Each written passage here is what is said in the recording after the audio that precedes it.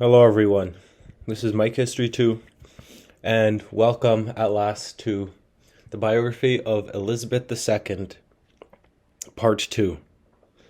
So, as you guys are well aware, I have been delaying this a long time.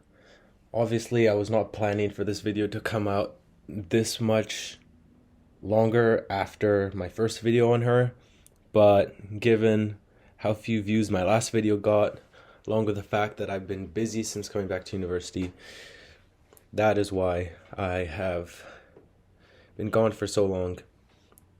And so without further ado, let's get on to the reign of Elizabeth II. With her accession, it seemed probable that the royal house would bear the Duke of Edinburgh's name, in line with the custom of a wife taking her husband's last name on marriage. Lord Mountbatten advocated the name House of Mountbatten. Philip suggested House of Edinburgh, after his ducal title. The British Prime Minister, Winston Churchill, and Elizabeth's grandmother, Queen Mary, favored the retention of the House of Windsor, so Elizabeth issued a declaration on the 9th of April 1952 that Windsor would continue to be the name of the royal house. The Duke complained, "I am the only man in the country not allowed to give his name to his own children." In 1960, the surname Mountbatten-Windsor was adopted for Philip and Elizabeth's male line descendants who did not carry royal titles. Amid preparations for the coronation, Princess Margaret told her sister she wished to marry Peter Townsend, a divorcee 16 years Margaret's senior and with 2 sons from the previous marriage. The Queen asked them to wait for a year, and in the words of her private secretary, the Queen was naturally sympathetic towards the princess, but I think she thought, given time, the affair would peter out. Get it? Peter out. Anyways. Senior politicians were against the match, and the Church of England did not permit remarriage after divorce. If Margaret had contracted a civil marriage, she would have been expected to renounce her right of succession. So she decided to abandon her plans with Townsend. Now, despite the death of Queen Mary on the 24th of March 1953, the coronation went ahead as planned on the 2nd of June, as Mary had requested before she died. The coronation ceremony in Westminster Abbey, with the exception of the anointing and communion, was televised for the first time. On Elizabeth's instruction, her coronation gown was embroidered with the floral emblems of Commonwealth countries. From Elizabeth's birth onward, the British Empire continued its transformation into the Commonwealth of Nations. By the time of her accession in 1952, her role as queen of multiple countries was already established. In 1953, the Queen and her husband embarked on a 7-month round-the-world tour, visiting 13 countries and covering more than 64,000 kilometers by land, sea, and air. She became the first monarch of Australia and New Zealand to visit those nations. During the tour, crowds were immense. 3/4 of the population of Australia were estimated to have seen her. Throughout her reign, the Queen made hundreds of state visits to other countries and tours of the Commonwealth, and she was the most widely traveled head of state. In 1956, the British and French Prime Ministers, Sir Anthony Eden and Guy Mollet, discussed the possibility of France joining the Commonwealth. Wow, that's kind of weird. France joining the Commonwealth, you'd never expect that. And as you all know, the proposal was never accepted. And in fact, the following year, France signed the Treaty of Rome, which established the European Economic Community, the precursor to the European Union. In November 1956, the United Kingdom and France invaded Egypt in an ultimately unsuccessful attempt to capture the Suez Canal. Lord Mountbatten said the Queen was opposed to the invasion, though Eden denied it, and he resigned 2 months later. The absence of a formal process within the Conservative Party for choosing a leader meant that following Eden's resignation, it fell to the Queen to decide whom to commission to form a government. Eden recommended she consult Lord Salisbury, the Lord President of the Council. Lord Salisbury and Lord Kilmer, the Lord Chancellor, consulted the British Cabinet. Churchill and the chairman of the Backbench 1922 Committee, which resulted in the Queen appointing the recommended candidate, Harold Macmillan. The Suez Crisis and the choice of Eden's successor led in 1957 to the first major criticism of the Queen. In a magazine which he owned and edited, Lord Altrincham accused her of being out of touch. Altrincham was denounced by public figures and slapped by a member of the public who was appalled by his comments. 6 years later, in 1963, Macmillan resigned and advised the Queen to appoint the Earl of Home as the Prime Minister, advice she followed. The Queen again came under criticism for appointing the Prime Minister on the advice of a small number of ministers or a single minister. In 1965, the Conservatives finally adopted a formal mechanism for electing a leader, thus relieving her of involvement. In 1957, Elizabeth made a visit to the United States, where she addressed the United Nations General Assembly on behalf of the Commonwealth. On the same tour, she opened the 23rd Canadian Parliament, becoming the first monarch of Canada to open a parliamentary session. 2 years later, only in her capacity as Queen of Canada, she revisited the United States and toured Canada. In 1961, she toured Cyprus, India, Pakistan, Nepal, and Iran. On a visit to Ghana the same year, she dismissed fears for her safety, even though her host, President Kwame Nkrumah, who had replaced her as head of state, was a target for assassins. Harold Macmillan wrote that the Queen has been absolutely determined all through. She is impatient of the attitude towards her to treat her as a film star. She has indeed the heart and stomach of a man. She loves her duty and means to be a queen. Before her tour through parts of Quebec in 1964, the press reported extremists within the Quebec separatist movements were plotting Elizabeth's assassination, which as a Canadian doesn't surprise me, but anyways, let's not get off topic. No attempt was made, but a riot did break out while she was in Montreal. The Queen's calmness and courage in the face of the violence was noted.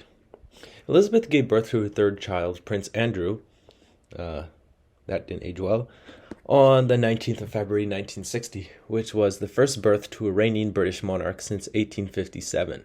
Her fourth child, Prince Edward, was born on the 10th of March 1964. In addition to performing traditional ceremonies, the Queen also began new practices. Her first royal walkabout, meeting ordinary members of the public, took place during a tour of Australia and New Zealand in 1970. The 1960s and 1970s saw an acceleration in the decolonisation of Africa and the Caribbean. More than 20 countries gained independence from the United Kingdom as part of a planned transition to independence. In 1965, however, the Rhodesian Prime Minister, Ian Smith, in opposition to moves towards majority rule, unilaterally declared independence while expressing loyalty and devotion to Elizabeth, declaring her Queen of Rhodesia. Although the Queen formally dismissed him and the international community applied sanctions against Rhodesia, his regime survived for over a decade. And if you want to know more about Rhodesia, watch my video on it. As the United Kingdom's ties to its former empire weakened, the British government sought entry to the European community, a goal it achieved in 1973.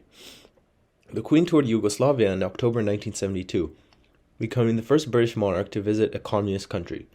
She was received at the airport by President Josip Broz Tito, and a crowd of thousands greeted her in Belgrade. In February 1974, the British Prime Minister Edward Heath advised the Queen to call a general election in the middle of her tour of the Austronesian Pacific Rim, requiring her to fly back to Britain. The election resulted in a hung parliament. Heath's Conservatives were not the largest parliament, but could stay in office if they formed a coalition with the Liberals. When discussions on forming a coalition foundered, Heath resigned as Prime Minister, and the Queen asked for the leader of the opposition, Labour's Harold Wilson, to form a government.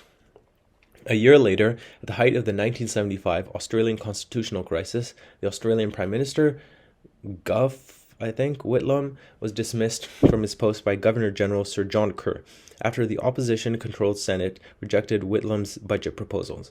As Whitlam had a majority in the House of Representatives, Speaker Gordon Scholes appealed to the Queen to reverse Kerr's decision. She declined, saying she would not interfere in decisions reserved by the Constitution of Australia for the Governor-General. In 1977, Elizabeth marked the silver jubilee of her accession. Parties and events took place throughout the Commonwealth, many coinciding with her associated national and Commonwealth tours. The celebrations reaffirmed the Queen's popularity, despite negative press coverage of Princess Margaret's separation from her husband, Lord Snowdon, at the time. In 1978, the Queen endured a state visit to the United Kingdom by Romania's communist leader Nicolae Ceausescu and his wife Elena, though privately she thought that they had blood on their hands. The following year brought two blows. One was the unmasking of Anthony Blunt, former surveyor of the Queen's pictures, as a communist spy. The other was the assassination of her relative and in-law, Lord Mountbatten, by the Provisional Irish Republican Army. Now, according to Paul Martin Sr., by the end of the 1970s, the Queen was worried the crown had little meaning for Pierre Trudeau, the Canadian Prime Minister and father of the current Canadian Prime Minister. Tony Benn said the Queen found Trudeau rather disappointing. Trudeau's supposed republicanism seemed to be confirmed by his antics, such as sliding down banisters of Buckingham Palace and pirouetting behind the Queen's back in 1977, and the removal of various Canadian royal symbols during his term of office. In 1980, Canadian politicians sent to London to discuss the patriation of the Canadian Constitution found the Queen better informed than any of the British politicians or bureaucrats. She's particularly interested after the failure of Bill C-60, which would have affected her role as head of state.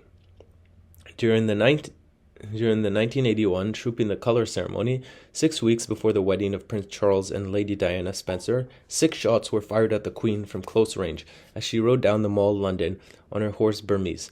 Police later discovered the shots were blanks. The 17-year-old assailant, Marcus Sargent, was sentenced to 5 years in prison and released after 3. The Queen's composure and skill in controlling her mount were widely praised. That October, the Queen was the subject of another attack while on a visit to Dunedin, New Zealand.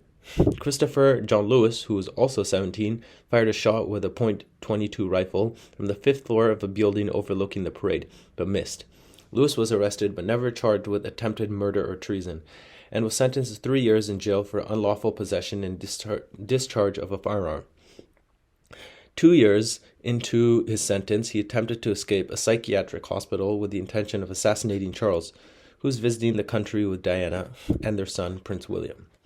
From April to September 1982, the Queen's son, Prince Andrew, served with British forces in the Falklands War, which I also covered, for which he felt both anxiety and pride.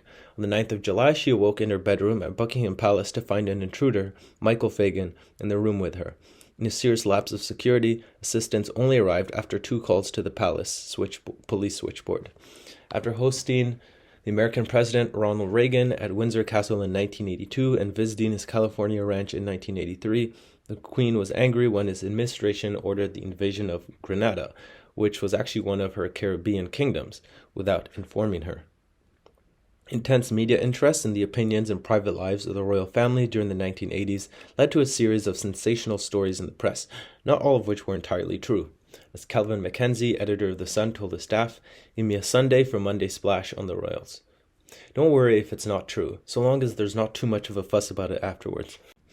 Newspaper editor Donald Trelford wrote in The Observer of the 21st of September 1986, "The royal soap opera has now reached such a pitch of public interest that the boundary between fact and fiction has been lost sight of. It is not just that some papers don't check their facts or accept denials. They don't care if the stories are true or not.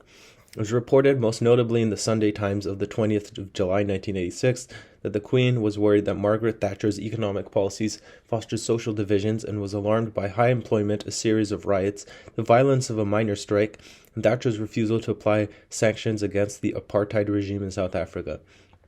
The sources of the rumors included royal aide Michael Shea and Commonwealth Secretary-General Sridhar Ramphal, but Shea claimed his remarks were taken out of context and embellished by speculation. Thatcher reputedly said the Queen would vote for the Social Democratic Party, Thatcher's political opponents. Thatcher's biographer, John Campbell, claimed the report was a piece of journalistic mischief-making. Reports of acrimony between them were exaggerated, and the Queen gave 2 honors in her personal gift: membership in the Order of Merit and the Order of the Garter to Thatcher after her replacement as Prime Minister by John Major. Brian Mulroney, Canadian Prime Minister between 1984 and 1993, said Elizabeth was a behind-the-scenes force in ending apartheid. In 1986, the Queen paid a 6-day state visit to China, becoming the first British monarch to visit the country. The tour included the Forbidden City, the Great Wall of China, and the Terracotta Warriors. At a state banquet, the Queen joked about the first British emissary to China being lost at sea with Queen Elizabeth I's letter to the Wanli Emperor, and remarked, "Fortunately, postal services have improved since 1602. The Queen's visit also signified the acceptance of both countries that sovereignty over Hong Kong would be transferred from the United Kingdom to China in 1997. By the end of the 1980s, the Queen had become the target of satire. The involvement of younger members of the royal family in the charity game show It's a Royal Knockout in 1987 was ridiculed. In Canada, Elizabeth publicly supported politically divisive constitutional amendments, prompting criticism from opponents of the proposed changes, including Pierre Trudeau. The same year, the elected Fijian government was deposed in a military coup. As Queen of Fiji, Elizabeth supported the attempts of Governor-General Ratu Sirpinaya Ganilau to assert executive power and negotiate a settlement. Coup leader Sitiveni Rabuka deposed Ganilau and declared Fiji a republic. Now, in the wake of coalition victory in the Gulf War, the Queen became the first British monarch to address a joint meeting of the United States Congress in May 1991. On the 24th of November 1992, in a speech to mark the Ruby Jubilee of her accession to the throne, Elizabeth called 1992 her Annus Horribilis, a Latin phrase meaning horrible year. Republican feeling in the United Kingdom had risen because of press estimates of the Queen's private wealth, which was contradicted by the palace, and reports of affairs and strained marriages among her extended family. In March, her second son, Prince Andrew, separated from his wife Sarah, and Mauritius removed Elizabeth as their queen as well. Her daughter, Princess Anne, divorced Captain Mark Phillips in April. Angry demonstrators meanwhile dressed in threw eggs at the Queen during a state visit to Germany in October, and a large fire broke out at Windsor Castle, one of her official residences, in November. The monarchy also came under increased criticism and public scrutiny.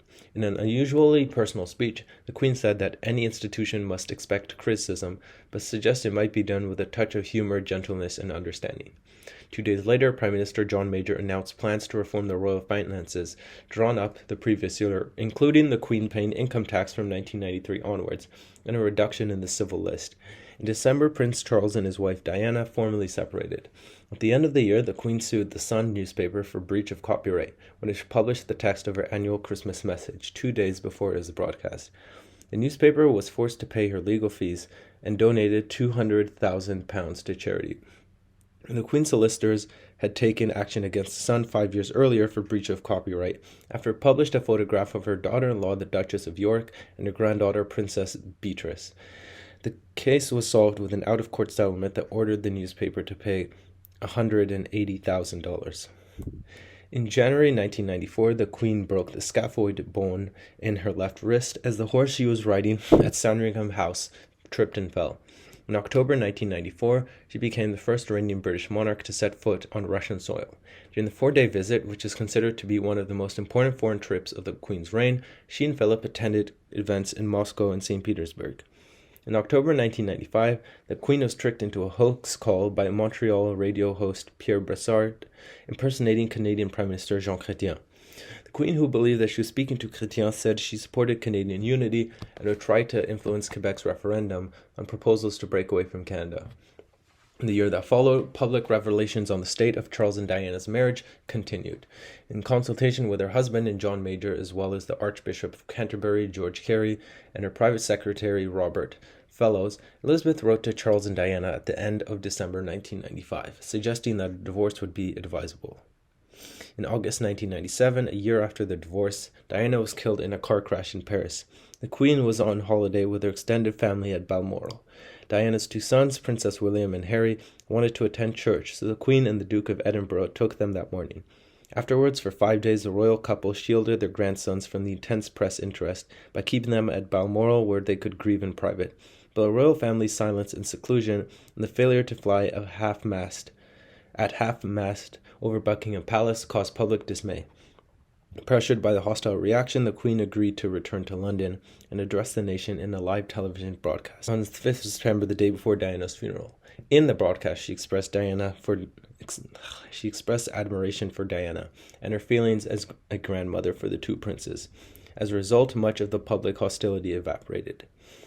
In October 1997, Elizabeth and Philip made a state visit to India, which included a controversial visit to the site of the Jallianwala Bagh massacre to pay her respects. Protesters chanted, "Killer Queen, go back," and there were demands for her to apologize for the action of British troops 78 years earlier. At the memorial in the park, she and the Duke paid their respects by laying a wreath and stood for a 30-second moment of silence. As a result, much of the fury among the public softened, and the protests were called off. All right, well, if you guys are interested in hearing what happened next, hearing about, sort of the concluding years of the reign of Queen Elizabeth II, then don't forget to tune in for the 3rd and final part of this series. I hope you enjoyed. I'll see you soon.